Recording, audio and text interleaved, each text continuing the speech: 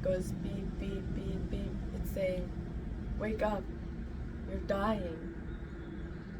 You're closer to death than you were yesterday, and you're going to be closer to death tomorrow. Wake up. When your alarm clock rings in the morning,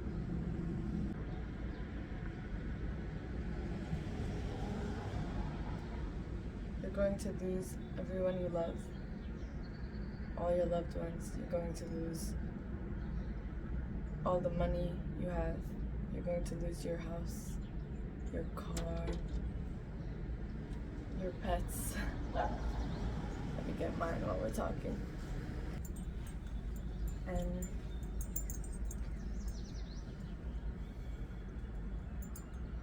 this remembering death, this reminder of death, really brings you into the present, into the now, and thinking about the worm at the core of human existence as a book about death is so aptly titled that I have yet to read because I have this strong resistance towards it, because every time I hear that everything I'm doing is motivated by death, I feel afraid, I feel anxious, and I feel like I want to keep denying it rather than reading about how everything I do is motivated by it, although I think there could be truth to it. I think there's also truth that there are other motivations. There's some things that I disagree with in that book. However, I've been noticing that a lot of my fear really comes from fear of death. A lot of my fears, of my small insignificant worries,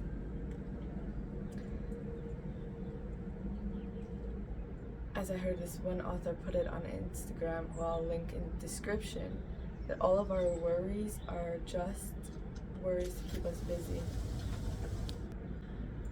What was I saying? Yes, I had fear of social anxiety before.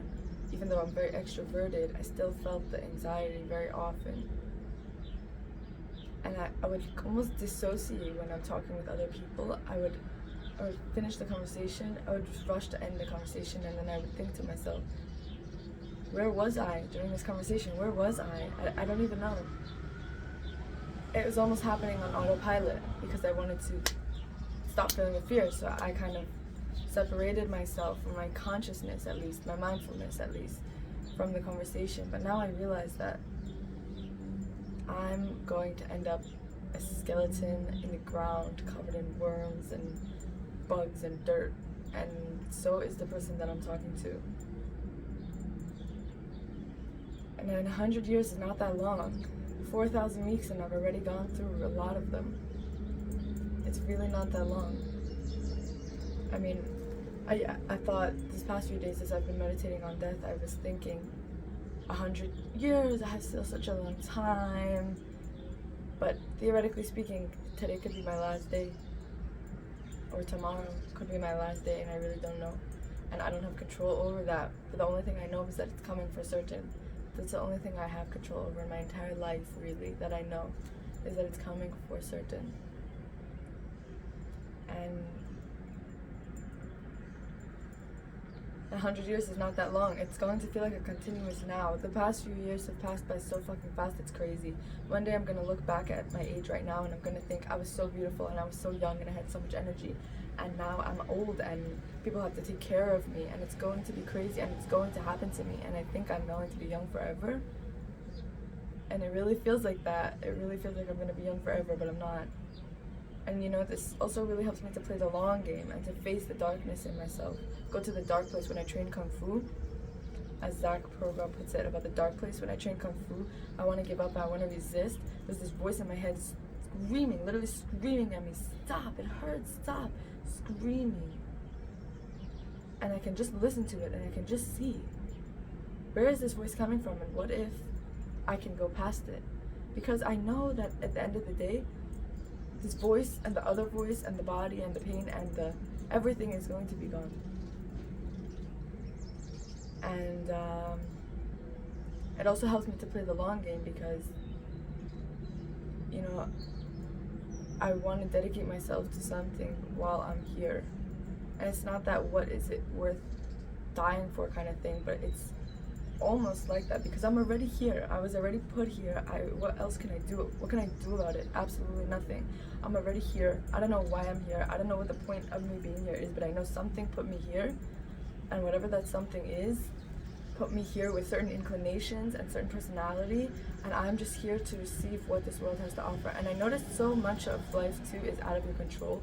The way that I thought my life would turn out 5 years ago is so different thanks to different people and circumstances entering into my life that I didn't have control over. I'm able to just let go and trust, and whatever it is that is inside me and or that has brought me here. But before I didn't have trust in anything because I really thought that maybe it's a freak of nature. Now, even if it's a freak of nature, I happen to know from my own life experience that I can make the best of whatever comes, but whatever does come is usually going to be out of my control. So I just tune and listen into what I want to do, and I commit myself to one thing. And as much as I want to commit to 7,000 different things, it's impractical because it's just running away from death. If I can experience everything, if I don't have to decide, if I don't have to commit, it feels like I'm shirking death. But now I know I'm not. So now I know that I should dedicate to one thing because this is the way of a better life. A talent and a skill and a cultivation of the self, because through the skills I don't know where we got cut off, but I hope that you heard this last part because it was really important. So I'm just going to repeat it again just in case. That fear of commitment is honestly just a fear of death, because if you don't commit to something, you can try everything and you can run from the fact that inevitably you're going to die and your time is going to have sacrifice. If you choose one thing, you're not going to be able to choose the other, and the time is running out. Every choice you make leads you closer to death. Every moment leads you closer to death. Every day leads you closer to death. And even in this moment right now, I could be doing so many other things that I'm never ever going to be able to do in my entire lifetime because I'm choosing to do this. I'm never going to get that time back. And so facing my death has led me to understand that I want to cultivate myself through committing to certain skill and discipline and sticking with it for my lifetime. Because I think mastery is a path that leads to true self-cultivation and also to value of myself in this lifetime. Because this is the rules of the game. If you provide value, you're doing something right, you're going to make money, you're going to make friends, you're going to be useful, and I want to cultivate that. At the same time, it also leads me to remember that money is abundant and it's going to come and go.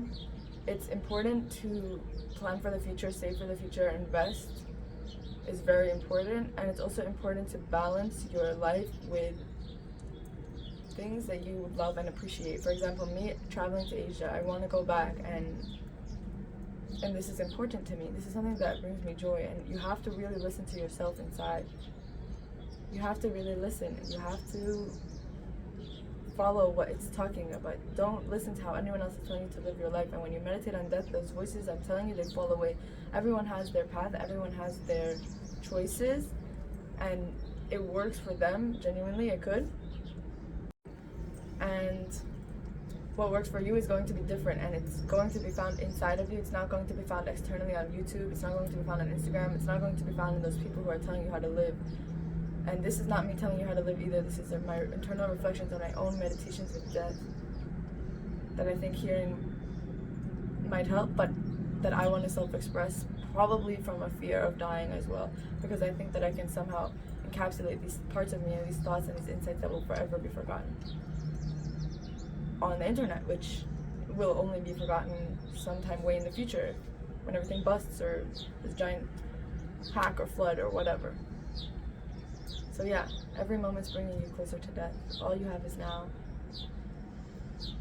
and go make the most of it. Thinking about death every morning for 30 minutes and meditating on it has been one of the best things I've ever done, and I highly recommend it. Thank you.